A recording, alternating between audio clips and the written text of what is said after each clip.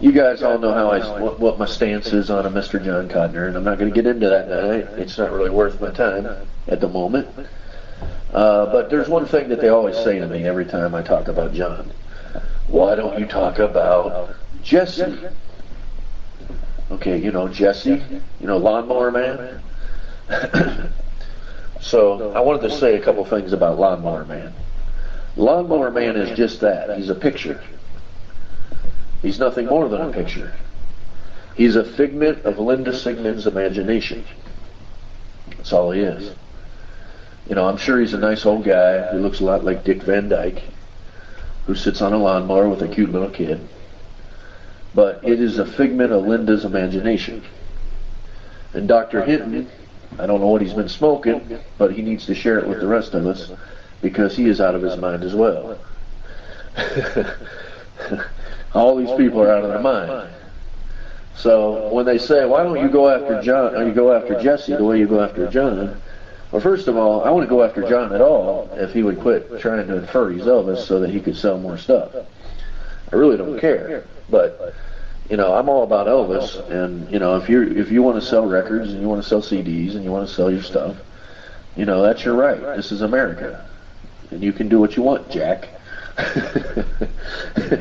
You can do whatever you want. You can sell whatever you want. That's how it is, man.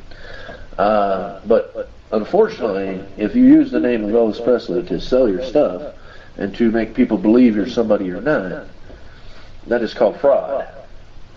And you know, I'm not going to stand for that. You know, I'm all about Elvis, and you know, and Elvis doesn't need his name ran through the dirt and all that for somebody to make money.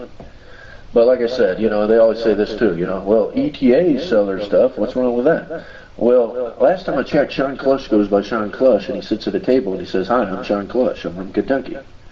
He doesn't go, hey, I'm Sean Clush, by the way, I'm Elvis Presley. But I'm not Elvis Presley, but if I was Elvis Presley, I wouldn't say it, because, you know, I can't. You know, that's the difference. You know, if you want to stand out there and say, I'm Bill Joe Jim Bob, and that's my real name, and I want to sell records and CDs, and I sound a lot like Elvis, and, you know, I have this real gospel thing going on, I have no training whatsoever, but, you know, that's what I do, then, you know, go to it. That's your right as an American. You can do that. This is called free enterprise and, you know, capitalist system, and you can do that. But be yourself. Don't say you're somebody you're not. That's the difference between Jon Cotner and Jesse. Jesse is a picture. He don't get on Pow Talk. He don't talk. He don't have sermons. He doesn't try to sell CDs. You know, he's still an idiot.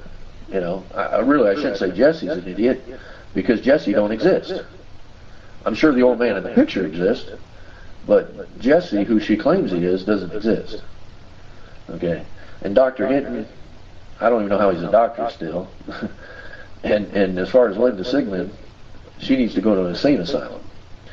That's my whole take on that. So I want to make it clear, I don't like them either, okay? But I don't see them on Pow Talk trying to sell records and trying to do sermons and all that. So, you know, they just lie about what it is. You know, Linda Sigmund is behind all that, guys. That's who is behind that. It has nothing to do with Dr. Hinton. He's just some stupid idiot who agreed to do it with her. But Linda Sigmund is the fool. She's the one making the lies. You know, she's the one saying, well, by the way, that movie soundtrack was done by Jesse. Not true. It wasn't done by Jesse. It was done by a lot of people, but it wasn't done by Jesse. Okay. Just to make that clear. But that's the difference. Okay. You know, first of all, one's a picture, and one's a guy that claims he's Elvis. And he actually exists, and he's on Pow Talk sometimes. And he tries to tell you that he knows a lot about the gospel. And he has no training whatsoever, and he's an idiot. And his name's Jon Cotner. Well, he does a beautiful job on the Bible if you want to pick out bits and pieces of it and conform it to whatever you want it to be. See the gospel as it is. He has no formal training. He's not ordained. He doesn't know what he's talking about. Okay? Let me ask you a question, and I'm going to get off this. I swear to you, I will get off this. Do you go to a doctor that just read a lot of books and say, hey, can you take my appendix out? I know you read a lot of books, so you know what you're talking about. Do you do that? Do you go to a lawyer that's not trained in the law? All right. Do No, you don't. That's right. So why would you listen to an idiot that's not trained in the gospel? Okay, I can write a book too. I could write a book about the complete history of Elvis Presley. And I could do like him and say, you know, this isn't real, but it is real, but it's not real, but if it was real, it might be real. We're not sure if it's real, but, you know, read it anyways. It's about this guy. It's an adventure. You'll like it. I'm Elvis, but I'm not Elvis, but if I was, I couldn't say it. So, you know.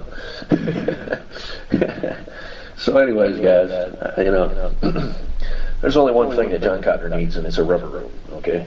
So let's go to this here. And by the way, just so the John people know, so does the Jesse people. They need a rubber room too, okay? Make that clear. They need a rubber room just like John. Okay. I'm an equal opportunity guy. They're both fools, okay? Yeah, Fantasy Island. Put them right there. Mr. Rourke. And one last argument, guys. You guys are like, oh man, come on. You know, one last thing. You know, I get beat up behind the scenes a lot, you know? You know, they always say, you know, he sings a cappella. You know, that's harder than singing live or singing to music and stuff. Let me explain to you what that is. Singing a cappella is his way of, he doesn't have to be timed with the music. He doesn't have to have the same key. He doesn't have to have the same anything. He can sing it however he wants. And your mind can make it sound like, well, you know, he's older. He'd be 78 now. And, you know, might not be able to hit that high note like he used to. And he, you know, you wouldn't realize he's not even on the same key, guys.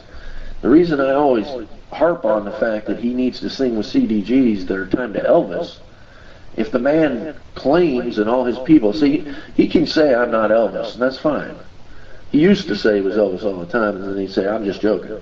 And now he don't need to, because he's got 150, 200 sheep that will follow and do whatever he says, you know. So he don't have to do that claiming stuff no more.